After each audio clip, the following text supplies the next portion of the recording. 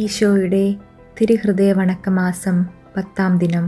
കൃപയുള്ള കർത്താവേ, ദൈവപിതാവിൻ്റെ മഹിമയായ ഈശോയെ, അങ്ങേ ജീവിതകാലത്ത് ചെയ്ത എല്ലാ പ്രവൃത്തികളും നിത്യപിതാവിൻ്റെ സ്തുതിക്കും ഞങ്ങളുടെ രക്ഷയ്ക്കും വേണ്ടി സമർപ്പിക്കുകയുണ്ടായി.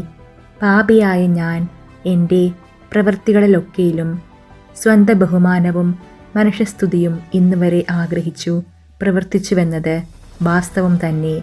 ഇനി അവശേഷിക്കുന്ന എൻ്റെ ജീവിതകാലത്തിൽ ചെയ്യുന്ന അധ്വാനങ്ങൾ, ദുഃഖാനർത്ഥങ്ങൾ എന്നിവയെല്ലാം അങ്ങേ പിതാവിൻ്റെ സ്തുതിക്കായി ചെയ്യാൻ സന്നദ്ധയായിരിക്കുന്നു.